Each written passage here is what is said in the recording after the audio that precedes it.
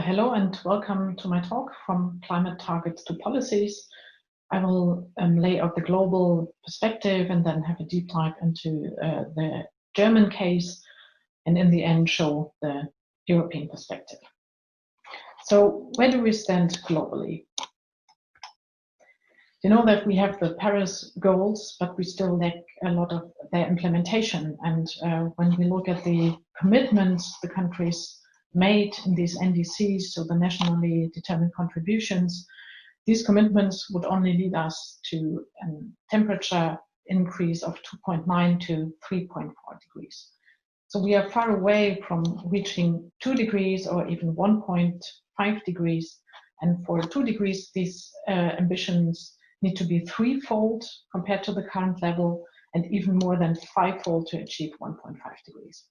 So you could say we are very far away from reaching the Paris targets. And the bad news is, in addition, that the emissions gap, what we see here, is widening, so it's not closing. And I think one of the reasons is that we concentrate very much on debating targets, but we should focus much more on debating measures. What are important measures for climate mitigation? So one important measure is, of course, carbon pricing. Economists have argued that for a long time. Of course, carbon pricing is not everything, but without carbon pricing, all our endeavors will not be successful. So this graph shows you how the CO2 emissions from energy use that you see here at the x-axis are priced, and whether they are priced at all. And what we see is that 50% of the emissions are not priced at all. So there's no direct carbon price or no indirect price for via energy taxes, for example. What is the benchmark we would need for Paris? This has been laid out by the Stiglitz and Stern Commission. The benchmark are 34 to 68 euro or 40 to $80 by 2020. So this is the minimum price we would need to achieve 2 degrees. And we see that only 50% are priced at that level, but only 10% are really priced at this kind of benchmark level that we would need. So we still see a kind of policy gap, and this emissions gap that I showed translate into a policy gap measured in kind of in terms of carbon pricing. So this was also the debate in Germany, and I will now concentrate on the debate we had last year. So it all started off with 2018 with a very hot summer in Germany where people experienced that climate change is coming. Moreover, there was a debate about Germany not achieving its own set targets for 2020 and beyond. And we had the Fridays for Future movement globally, of course, but in Germany it was a very, very strong movement, and they also argued for a carbon price. And all this had a kind of dynamics that led to the presentation of the climate package in September by Germany's climate cabinet. It had mainly 3 pillars. So at the center is now a newly installed carbon pricing system for heating and transport. Then a second pillar is investing in measures and additional measures, green infrastructure measures. And a third part is on the European perspective, and I will lay out this in more detail. So a lot of debate was going on about how to install a carbon price. So you can either install it via a carbon tax or an emission trading system. That was a very important debate in Germany, and we had the pleasure to advise the German government on that. And we laid out different options, and in the end, the German government decided to install an emission trading system for heating and transport, so for the non-ETS sectors from 2021 onwards. What you see here is, this is not what a normal emissions trading system looked like, because you see a price path. So the point is that they decided to go for an emission trading system, but start with a fixed price at the very beginning. So this is the time path they have decided on. You see two pathways because there was a decision in September. So the first decision just started with a price of 10 euros for heating and transport, but that was then increased and ramped up to 25 euros in December.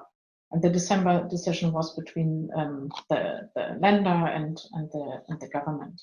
So this is now the straight lines is now the decision being taken. So starting with a fixed price of 25 euros in 2021, going up to 55 euros in 2025, and then start with an emission trading system for heating and transport, a national emission trading system for heating and transport, and with a minimum and a maximum price. As I said before, so we advised the German government and we proposed a much higher pathway, roughly starting with 50 euro, increasing up to 130 euro. And this was designed such that Germany could reach their targets in the non-ETS sector for the under the effort sharing regulation under the European law. You see that the decision of the prices is much lower, and the second problem is that we see here that after 2026, it's not so clear how this will continue. So it's not clear whether the agreed upon emission trading system will continue with a upper and a lower bound, or whether the prices will then just be determined by the emission trading system. So let's see how this develops.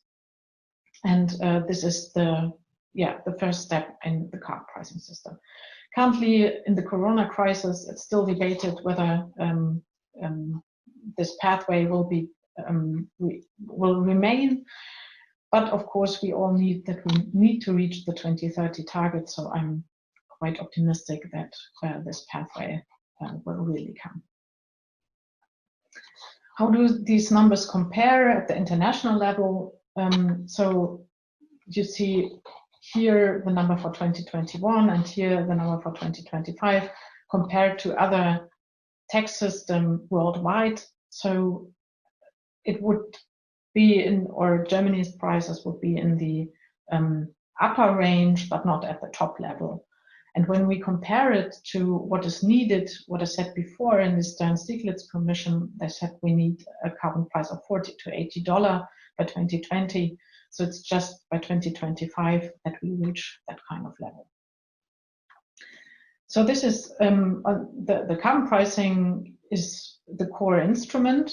And we also had a very important debate about revenue recycling. And this is important because the debate was whether climate change mitigation will be too costly for the people, and what does it mean, and which kind of relief measures can be applied for households, for example. And what was finally decided is that this whole package also contains a package of green spending measures. 80% of these spending measures are financed by a carbon price. So either by the revenues from the European emission trading system or by the revenues from the newly installed emission trading system in the non-ETS sectors. So 80% are financed by carbon pricing, so through revenue recycling. And these green spending measures, for example, include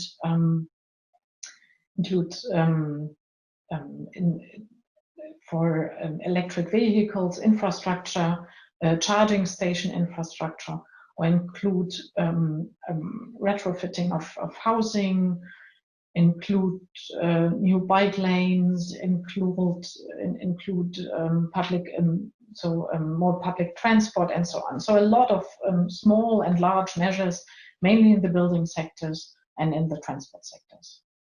And in addition, there was a debate about how can poor households benefit from this, or at least not to be much worse off than others. And this is what I will show you now here, how this was dealt with. So what are the distributional effects? And here's a figure of the distributional effects in the medium term. So when we have a price of about 55 euros. And this graph shows you here are the poorest 20% of German households, and here are the richest 20% of the households. And you see the percentage of net income. What does it cost? What is the burden of a carbon price? And the red curve shows you the burden without any revenue recycling, just the pure carbon price. And the light red curve shows you with revenue recycling, for example, there are measures for housing benefits for households, or with VAT reduction for railways, or also decreasing electricity prices. So lowering the feed-in tariff levy where households benefit a lot. And this is just a counterfactual. If we would have given back the revenues at a per capita basis, we would have seen that graph. 2 points I'd like to make here. There are really lower costs for poorer households. And this is very important because this has been an important debate, especially driven by the Social Democrats, but also from others, that the poorest households should not be worse off through climate policy. But the second point is that we see highest burden for the middle class. And we still have to debate how this can be changed, because you see that the richer households are better off. And the distributional question, of course, is important for climate policy. Then the next step is the European perspective. And Germany has laid out a perspective of installing an EU-wide emission trading system for all sectors in their climate package, with implementing a minimum price in the European emission trading system, and with working towards an alliance of member states to integrate the non-ETS sectors into the ETS. We know that the European Green Deal is currently debated very much. So before and even now in times of Corona, there are many components. One has been presented already in February, so the climate law and with greenhouse gas neutrality by 2050. Then we have the debate about tightening the targets for 2030 to 50 to 55%. This will be especially challenging in Corona times, and the debate about border carbon adjustment when Europe moves forward with ambitious climate policy, how to protect that. To my opinion, it's very important to pursue the Green Deal because it contains a kind of green investment program, and that might also be helpful for a stimulus package, to design a stimulus package in such a way that we will come through the Corona crisis or have a better standing after the Corona crisis, but still do not counteract the climate ambition that we have.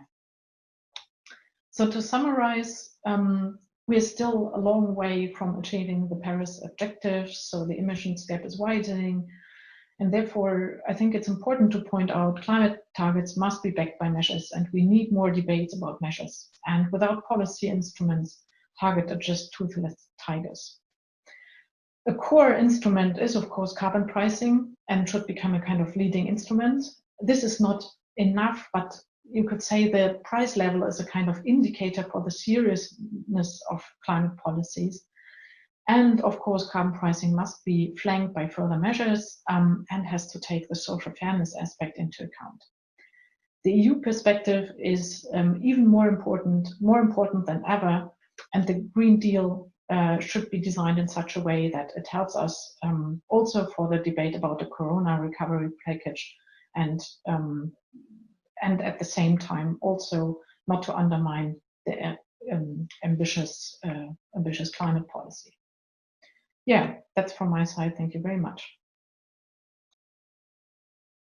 Thank you very much, Brigitte, for that very precise and clear presentation. So we have some questions for you. So if you get back on into in front of your camera, I would like to ask you first to elaborate a bit on some. There you are. Hello.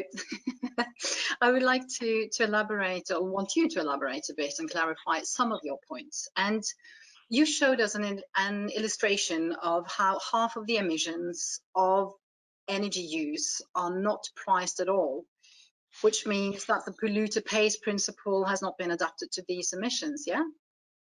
And Yeah. are these from the transport and heating sector mainly, or are there other sectors presented there or represented there?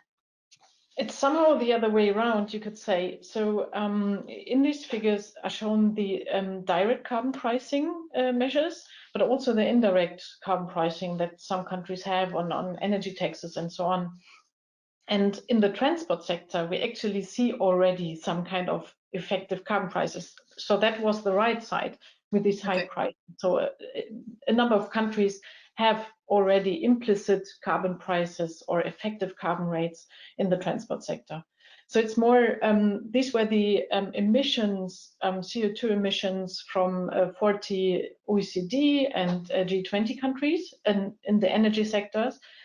And I mean, implicitly, we also have a negative price because many of these countries have subsidies, fossil fuel subsidies. And it would be very nice, and we tried this out, to extend the figure towards the negative part. And that's even a more negative or a worse message, that we do not just have not even a zero carbon pricing, but sometimes we have a negative carbon price, and that steers investments completely in the wrong direction. We're paying people to pollute. Exactly. Well, that is good to know.